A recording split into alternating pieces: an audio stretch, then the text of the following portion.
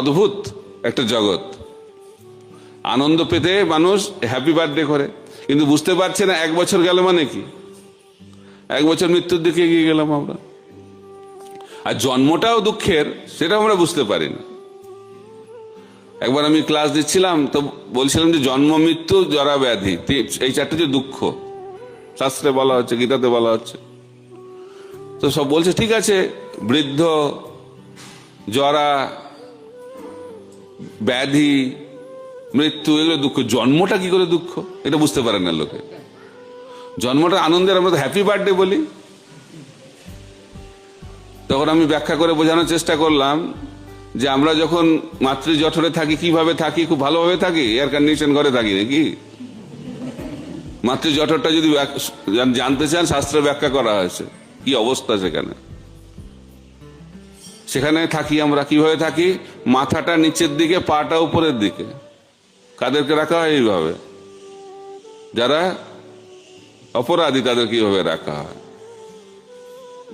যেভাবে আমরা জন্মগ্রহণ করি, বুঝতে হবে যে কি অপরাধ করেছি, কৃষ্ণ ভুলি।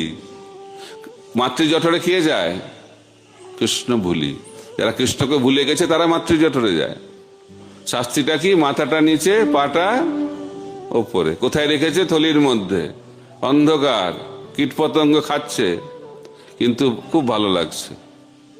এত কষ্ট পায়, ভগবানের কাছে প্রার্থনা করে, হে ভগবান, আমাকে এখান থেকে বার করা, আর থাকা যাচ্ছে না, আমি গ্যারেন্টি দিচ্ছি আপনাকে, বেরিয়ে আপনারই সেবা করব। তো ভগবান বলে ঠিক আছে, বেরিয়ে পড়ো। বেরিয়ে পড়ে তো আত্মীয় স্বজন সমস্ত হ্যাপি বার্থডে বলে সব ভুলে গেল, সব ভুলে গেল। কতবার যে আমরা ভগবানকে অঙ্গীকার করলাম, আর সব ভুলে যাচ্ছি বারবার। ভক্তিবিনোদ ঠাকুর ভজনের মাধ্যম দিয়ে সুন্দরভাবে এটা ব্যাখ্যা করছেন। কিন্তু যখন জন্ম হয়, যে জন্ম দেয় সে কি হাসতে হাসতে জন্ম দেয়? কান্না করে।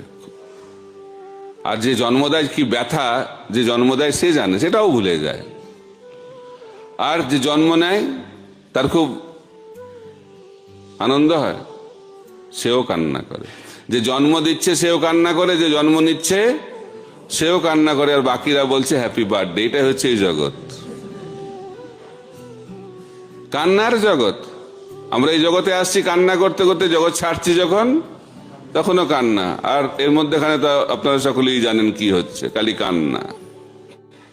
এটা যে কান্নার জগৎ, দুঃখ। কিন্তু আমরা সেটা ভুলে যাই। কেন ভুলে যায়? ভগবান আমাদেরকে মায়ার দ্বারা ভুলিয়ে দেয়। না ভুললে আমার জার্নিটা কিভাবে চলবে, আমরা তো বন্ধ করে দেবো। এই জন্য চলতে থাকে, পুনরূপী জনমম, পুনরূপী মরণম, পুনরূপী জননী জঠরে শয়নম। চলছে। কবে থেকে চলছে? অনাদিকাল ধরে চলছে। কৃষ্ণ বলি সেই জীব, অনাদি বহির্মুখ। তো কালের প্রভাব থেকে মুক্ত হতে গেলে আমাদেরকে কৃষ্ণ চিন্তায় মগ্ন থাকতে হবে। যে ভক্ত, যে ব্যক্তি সবসময় কৃষ্ণ চিন্তায় মগ্ন, তাকে কাল স্পর্শ করতে পারবে না।